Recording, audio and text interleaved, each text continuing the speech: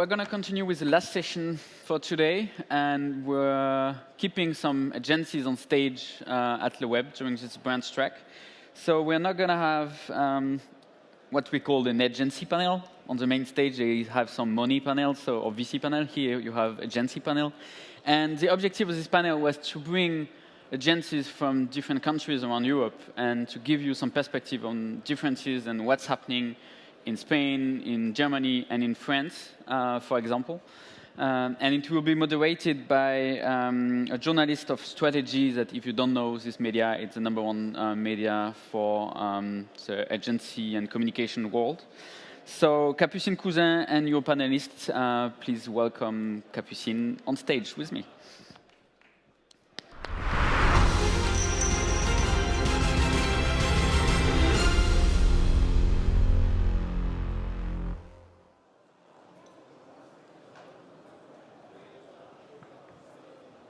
Hi, everybody. Do you hear me? It's OK? So it's the last debate of the day. Nice to meet you here at the web. So we'll talk about digital agencies. We talk about the differences between main European markets as Germany, Spain, and France, and what are the strategies of brands online, what are the key trends, the best practices for European agencies and their clients on the following years. So let me introduce my speakers. First, you have Javier Oliete, CEO from Ogilvy at Spain, from Ogilvy and Mother Group. Then Xavier Latil, General Manager of Tequila Rapido. And then Nils Wollny, Managing Director, Strategy of SinnerSchrader from Germany. OK, first, a very general question that I want to ask you. Today, for you, what are the key trends for the consumer ecosystem? I don't know, e-commerce, digital to stores, and we are talking a lot in France about renting things on internet, and second-hand sales, and so on. I think there is a huge number of trends coming. I would say that in Spain, e-commerce had a big point. It's in a tipping point, because in France, for instance, you have had all these catalogs, companies that they sell in distance, and we didn't have it. So we have just jumped into the e-commerce or into the mobile commerce. We have seen recently with this crisis a lot of companies trying to sell through internet to any other country. So we have seen like a lot of brands selling abroad. We have some experience with Camper, with Iberostar, with a lot of clients. So they have seen that it's really, the world is really flat. So they can expand their business very easily. And in the second hand, I think the other side is all the social media, the power of the consumer. I think now all the brands, they realize that this is a bidirectional relation. It's not a question of saying and saying.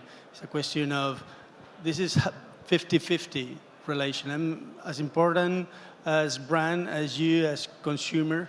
So we have seen like brands, they are moving to another stage of communication. Xavier? In France, e-commerce is here since a long time, more than 10 years. So what we see today, since a few months, a few years, is that we have to invent a new way of communication for the consumer, the brand and the consumer. So the digital to store is I think is a good subject. It's to find new consumer for the brand, a new way of how I'm going to do my shopping, etc. Also, in the digital to store, we also use the connected object. So it's very important. So it's not only the mobile, but it's a lot of devices.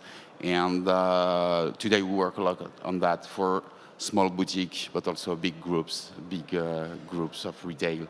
So, Nils? Yeah, well, actually, you mentioned all the things that are in Germany important as well. Yeah. But maybe we can add from the German perspective, of course, mobile is hugely influencing the way people interact with brands or companies. And of course, in terms of mobile commerce, it's on the rise as well. So you see people, if they leave their house and they forgot their wallet, they realize it after 15 minutes. If they forgot their smartphone, they realize it after 30 seconds. So they adopt mobile devices, and it goes even further because what's really coming out of this development is that there are many useful developments like car sharing, for example, is on the rise in Germany, at least in the urban areas. Younger people don't like to own a car anymore. They use car sharing. So what happens is that digital basically is wrapping around existing products and forming new kind of services. And you see the adoption in Germany quite heavy on solutions like that. In Spain, for instance, mobile has been the spark of all this change because, as you know, we have 300 days, sunny days. So probably for that reason we didn't have the e-commerce, because we like to be in the street. We like to have cañas. We like to have to do shopping. But now you can do everything that with your mobile. So you can interact with your friends, you can shop, you can interact with your brands through the mobile. For that reason, we are the country with deepest penetration in smartphones. So that's because it's part of our life. We live it outside. Yeah, but we also, if we don't talk about the devices or the e-commerce or whatever, we need to create experience for the brands and for the consumers. This is very important. You know, the big change since a few years is the communication is not only push; it's push and pull. And when you create an experience, you're inside the push and pull. So, and what we do and what we try to do when we create experience is we're going to help you to have not a better life, but easier life with the connected object or the devices, whatever. Okay, there's another debate, one big thing for the next years. It's about data, big data. What are these famous big data for you today, and how do you evaluate this data? You know, I'm going to tell you something that is, I think, the name at least of big data is the next bubble.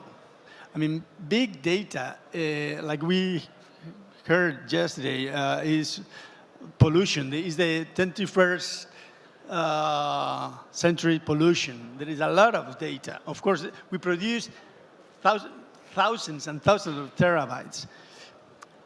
The key question is this data has to be executed. Raw data, we will produce it, but we have to provide intelligence from this data. And you can use a lot of tools, you can manage a lot of channels, but what can you do with this data that you got? So you have to mix your first data for your client, your second data from your campaigns, the third data from... What are you doing with this data? I think that is the obsession of at least the agencies, that we have to manage a lot of hours to understand this data and to provide a good service from this data. For us, the question of the big data is essentially on the social media, so on the community management. And we receive a lot of data, and the issue is what can we do with that? So that's why we have analysts, so data analysts, and we have an insight and analytics department. So to provide to the customers something that can be understandable, you know. Yeah, I think data basically is the best thing that happened to marketing in the last years, because it's kind of the fuel for the marketing engine you are building for your clients. I totally agree that it's very, very difficult to use all the data that is available, but we work a lot with on-site data from clients we work for. We have all the data, how users behave. The challenge is to find external data that really, enhances or enriches the results, and that you really develop new things from this data you have in hands. And I think that agencies have a lot of creatives working within an agency. What we see, there is a need for creative data analysts, if you want, because you need a lot of creativity to work with this data, play with this data, and you need the time to play with this data. Even weeks there, you cannot have any result, but maybe one day you have one, and you have the next big solution for your client. So we rely heavily on this, and I'm glad that marketing actually can use it in this form, finally. Yeah, and precisely, data analysts, it's one of the jobs of the future. Could you tell me what are the profiles needed today in digital agencies, and what are the jobs of the future? So, like every digital agency, we are looking for community manager, designers, developers, strategic planner, and data analyst. Okay, and this is a very, very new job for an agency. It's very difficult for them to come in a creative company because they come from mathematics, statistics, and it's not easy for them to match with the DNA of a creative or digital agency. For us, this is a big challenge. From my point of view, it has to be. We are always speaking about the skills. Of course, we have mathematics. We have engineers in our company. We have semantic people. We have strategics, people who are in the real beginning. But I think the most challenging from our people is that all of them, they have to understand figures, data, all of them. They have to understand how the ecosystem works, not just only the specialist. So to know how all the ecosystem, how it interacts the social media with the SEO, how the SEO transform the PPC, how for instance, the creativity is key in the whole organization. So you have to work out a good creativity to have better results. I think that is very important. And isolated, all these specialists, they don't work out. They have to work inside, like a proper ecosystem. Yeah, of course, you need people that love data and that are creative, but I think the most important ingredient I'm looking at talents is curiosity, because digital, of course, we are in the post-digital age, but digital is a journey, not a destination, if you want. So you need curious people that that are eager to try new things. And last time, I'm with SinnerSchrader, I'm for 7 months now. And the first time I met all the technicians in our company. The first time I met them, half of them, I've seen them before, and I said, well, I thought you guys are creatives. So, because they like to play with the things they're doing, and so maybe there's another profile, if you want. So we are looking for creative technologists, if you want. So, but curiosity is, I think, the most important ingredient for a talent nowadays in an agency.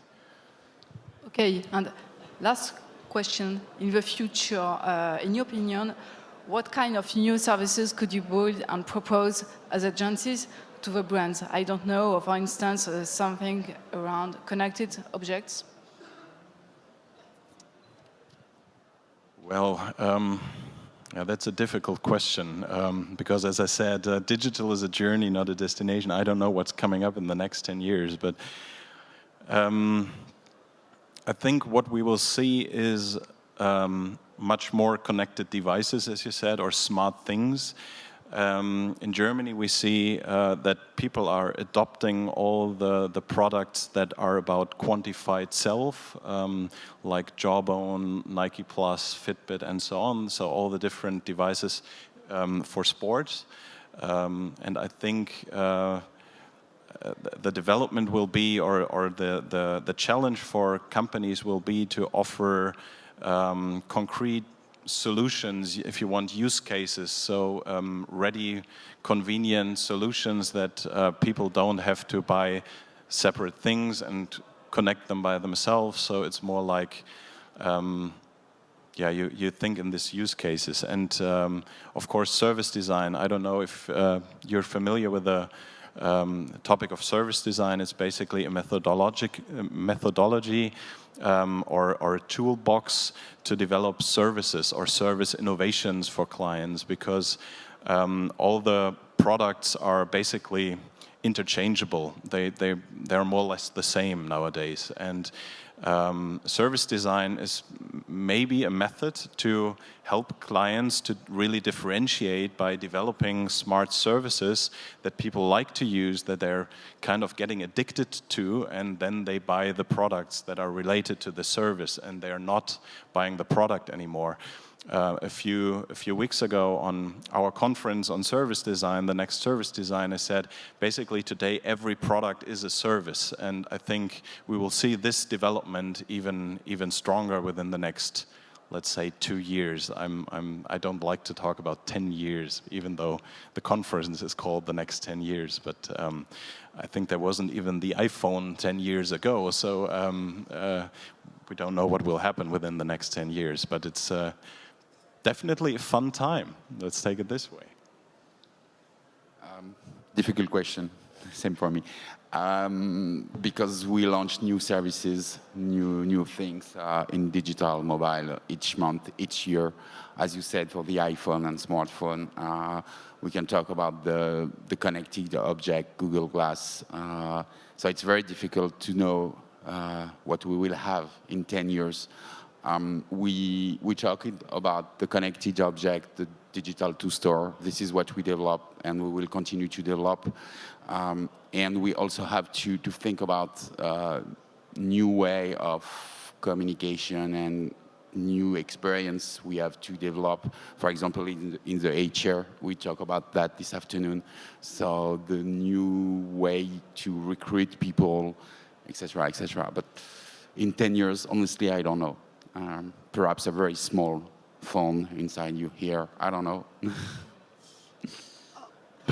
I mean, probably nobody knows, but I take the risk. I mean, for me, there is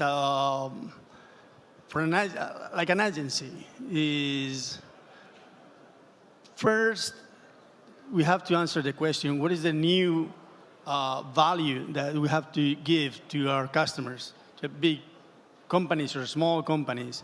How we're gonna help them in the new century, in the data, digital, whatever. First of all, I think consumer is just realizing of how much power they have. We are in the early stages of the consumer power. So that will increase in number of percentage for thousands. So how to manage all these relations would be key. We have seen recently that McDonald's, Nestle, big brands, they are now selling directly to their customers. How come? Why? If they have a large channel of communication with distributors, they want to connect with them because they want to have this direct relation.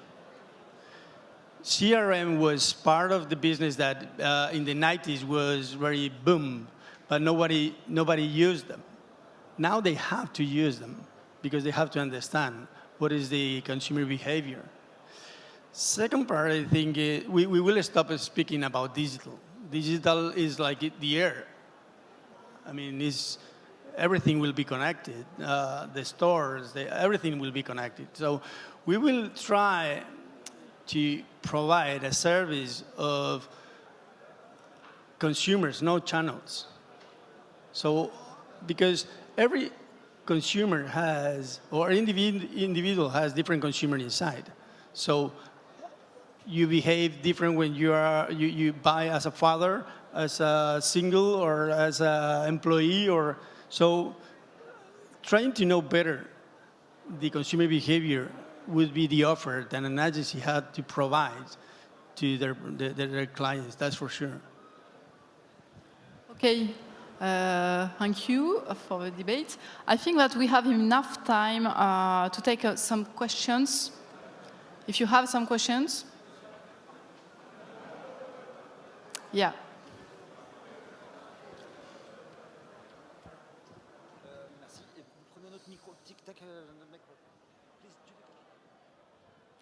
Hi, my name is Vladimir. I'm from Russia, from word of mouth marketing agency.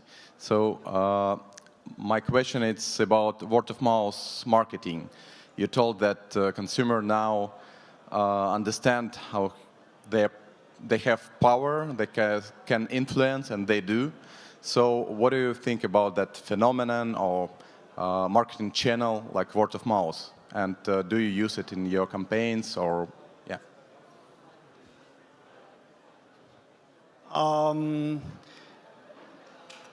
As a channels in Spain, we have seen like all the relation is very immediately. I mean, consumers they don't expect to have an answer in 24 hours, 48 hours. They want an answer quickly. So mobile is probably in the I would say is today, but it will be in the next 2 years, the device that we will be very focused on it. Because as we have seen, the mobile is everything. Is your relation with your brand, is the relation with your family, is your e-commerce, is everything. Mobile will be key. But on the other hand, the storytelling is liquid. All the creativity, all the big ideas have to flow in all the devices. So if I think in a brand that has to launch a big campaign, I would never think in one device. I would think how it fits, how it flow in all devices. In desktop, in mobile, in television, even on the out of home. I mean, I would think that it will take the form of the device that is in it. If we talk about influence, so how an agency can influence people and the market for a product or develop the footprint of a company, of a brand, we're not talking about the devices or the channels. We're talking about a story. We try to build a story around the brand or a product and how to connect the brand and the product to the sales or the people or the consumer. And after that, we think about the channels, so social media, and at the end, the devices. Yeah. I think agencies in the future should focus on interaction, because interaction is always what made identity of brands, and it can be word of mouth, it can be social. You have to react, you have to engage your users, but I think if you focus on the word interaction, it makes pretty clear the direction we are going to. It's not broadcast is over. It's about interaction nowadays, and I think I wouldn't narrow it down on word of mouth or something like this. But yeah. Do you have other questions? Yeah. Yes. My question is, now is this direct connection between consumers and brands in the agencies, like, do you have more works in crisis management? Because the reaction of the consumer is direct and can be viral. So I wanted to know if you have more people on this department, or more strategy, or more worries. Let's open the floor to the three speakers. So the answer is very, very easy. Yes, we have. We have because we need to have a reaction, not in the day after, but in an hour, just after a tweet or something like that. And with the different customers and brands, we build different strategy. It depends on the crisis. You know, sometimes we can choose to doesn't answer. Sometimes you have all the answer, and it's very easy to push the content. But yes, we monitor that every day, every hour on the different channels, Twitter, Facebook, YouTube, etc. And it's very important, because if you don't monitor that, okay, you can lose the client. This is something, but you need to manage that, because after that, if you don't do that very quickly, you will never change the, you lose everything, the control. I like the question, because this has changed completely the briefing. Or because when you start with any work you have to do with your clients, any campaign, whatever, first you have to listen. You have to listen a lot. You have to prepare. You need more time to listen. What the expectations probably your audience have, because you cannot be overpromised now, because you know that you will have a kickback from your customers. So it's very important to listen, to make all this strategy. And afterwards, you need a plan. If this campaign goes to the market and you have any kickback from your clients, so what is the crisis? Or how do you plan your answers for your customers? We have seen a few of them in Spain recently, and the thing is, okay, you have to be honest. We failed. We wanted to do it, but we failed. That's it. We will do it in another way. But if you don't take the risk, you never go forward. So, I mean, people admit that now you want to move faster, and you probably can commit some mistakes. Yeah, but it's part of the game. It's not only for a crisis, you have to build a story. If I can take an example, brands they monitor everything, and they just jump on the different crises, even if it's not their crisis. It's every day, every time. You have to push content, be very reactive. Before I was working in a PR company, it was totally different. In PR industry, you have the different stories, and you have time to react. 24 hours, 1 day, 2 days, 1 week, 1 month. In the digital, it's right now. So you have to be very pushy, and you have to be very connected with your client and your customer to have the answer very quickly to push the content. Actually, nothing to add, yeah. Sorry. No, that's fine. Next, another question? Hi, my name is Shlomi. I'm from AdMingle. My question is the following. I saw it in your panel and also in some panels before. You also spoke about acting fast. So one of the things that you keep saying is that you should create a conversation between the brands and the people and etc. using the brand voice. How do you tackle the issue of using brand advocates, which are also a brand's voice, not only the brand? So actually the posts or the blogs or whatever will come out from the people who love the brand, and not only the brand themselves. They will actually engage for the brand and with the brand with other people who follow them. How do you tackle this in your own markets? I wouldn't tackle them because it sounds hard, but I mean, most of the content that is written about at least the major brands is not by the brand itself. It's from the people, from the advocates, from the fans. And what you should do is give them more things to talk about and just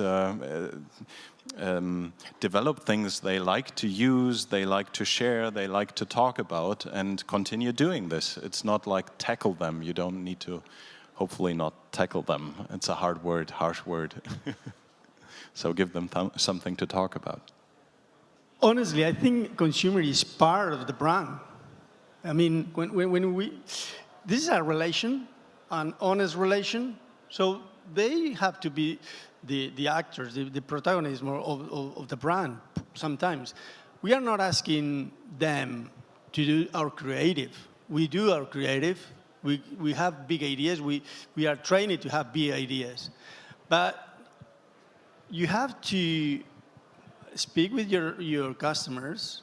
You can look for all these big followers and how they interpret our ideas, our creativity, because sometimes they develop other things better than we thought. For instance, I wear my camper, and the most important for camper is their consumers. Those people that they wear the campers, what they do, because most of the people, they are very creative, and it's important how they live their products.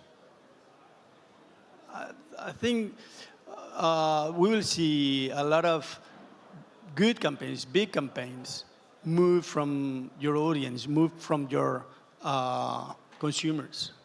I think that's a very important point you just said there, because a brand is not owned by the company that actually is supposed to manage the brand. I think the brand is always owned by the people. So yeah, I think that's the best answer you can give to this question, because that says it all. Give it to the people, and they make your brand. And it's good to have brand advocates. You know, we have a lot of customers, different customers, and different markets, and we don't have brand advocates for each customer. So when we have some, we are very lucky and very happy. And if the content they push, the content they develop is okay, is positive for the brand, you have nothing to do. This is great. And when we don't have, we need to target and find these brand advocates, the influencers, and try to teach them and give them some contents, etc., etc. So when we have brand advocates, this is great. Another one? Hello? Yeah. Yes, okay. Hi, my name is Rafael. I come from Brazil, and I do business consulting and coaching for startups. And one situation that I always see coming back when we see the presentations, we have seen a lot of talkings about finding the purpose and being true to oneself. And when we look at the other side, there's business objectives, the brand's targets. And I would like to ask a little bit about the role you think you have in trying to match these two sides of the story. In one side, the application development that seems to be a bit disconnected from the reality that you find in the customers.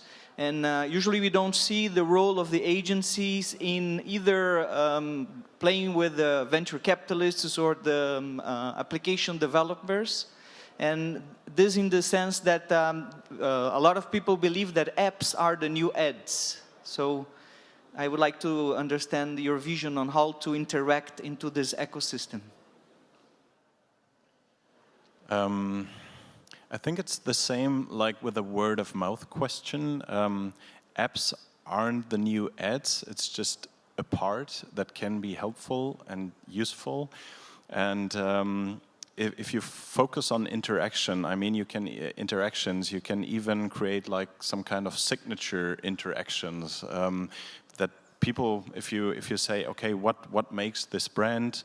People usually say, yeah, the logo, the color, and so on. But it changes. Like for Amazon, you have the one-click shopping, and it's a interaction that makes the brand, or the slide to unlock on an Apple phone. It's an interaction that is owned by the brand, and so on. But balancing actually the experience for the customer or the purpose, and on the other side, the business interest, I think that's it's always difficult to achieve, but a brand truly believes that they want to deliver some kind of value.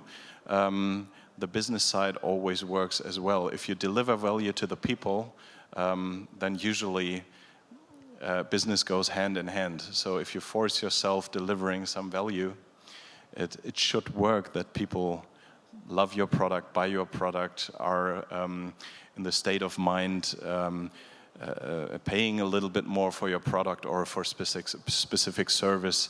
And that's, I think, where our role comes in as agencies, thinking about these value-adding services. I hope that somewhat answers your questions. That's the question. What is the purpose of this application? Because we have seen, like in the 90s or in the, I need a web. I need to do my web. I have to be in the internet. So I have to launch my web. And now it comes, no, I need an application. I need an app. So what's the purpose? What's the value that you're going to provide to your customer, to the user? Probably we can launch an app just for the campaign, just for interact with the rest of the ads, or just to entertain your consumer. Could be good.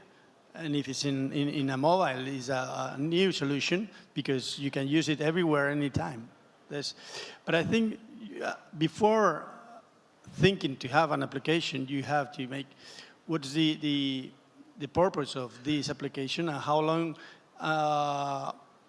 I'm going to use it. Because sometimes they create application and after the campaign, they left it. They don't have any interaction with the consumer. What for? When you said that, both of you, it's we know how, we know what to do, but the question at the end is why? Why I'm going to launch an application or website, etc. And this is how the value we create. So when a customer or prospect come to us and say, I want an application, and my application will have to do that and that. Okay, fine, but why? And this is our job. So we know how to do it, to do something, but before that, it's why. You know, and for everything, for every campaign or application, it's why. Why you want to communicate, why do you want an application, and after it's how, for what. I'll give you an example. A chain of hotels, 100 number of hotels all around the world. They have an application for iPads, but the application in the iPad is just to inspire the consumer. It's not for reservation, it's just for inspire. You have better photographs, better pictures, better videos. It's an application just to have your coach when you are watching television, thinking in your vacation, and you are just getting inspiration of which hotel would be the best for you. When you decide, you jump into the desktop and you do the reservation. So it is different. What is, yeah. Yeah. I'm pretty confident that this is the right way to think about the value added and conceptually why is what role is this application taking. Maybe I would like to understand a little bit how will you manage this frontier that you have to go from when you start with something that is just inspirational or brochureware, let's call it that way, and then you have to go a little bit further into the integration of, as you have mentioned, the services. How you will have to really make some use of the application rather than just for a nicer display or from some entertaining interactivity. And so this is concerning how you will deal with this to support this development within the relationship with the customers, the brands. And the question about your role in the market, saying, whenever we see presentations about application development, venture capitalists, it's very rare that we find agencies there. And the question is, you are the ones that better know the reality and the needs for the brands. So why are you not taking this role, like participating into incubators or venture capital groups, so that we try to make a better use of the knowledge and assets that I believe that the agencies have?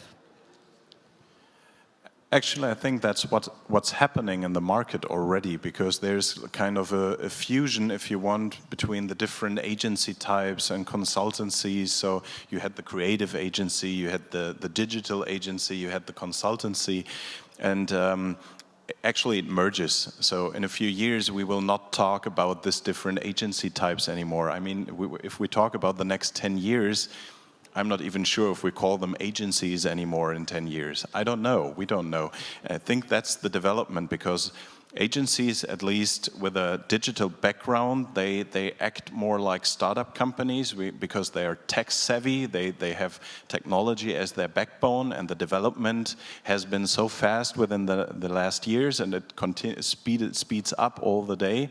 So I think it already happens what you just described, because many talents are approaching us that used to work in a consultancy and don't want this consultancy atmosphere anymore, or this VC atmosphere anymore. They want to work in a more desirable, relaxed environment and think about different things as well. So you see there is, talents are changing or interchanging, and I think the same will happen to agencies. So there will be a different type of service company in the future. Okay, we have to close the debate. I'm sorry. Thanks very much. Thank you, Guy. Bye-bye. Thank you. Thank you. Thank you very much. Thank you very much. And I invite you to continue the conversation over there if you want. Thank you.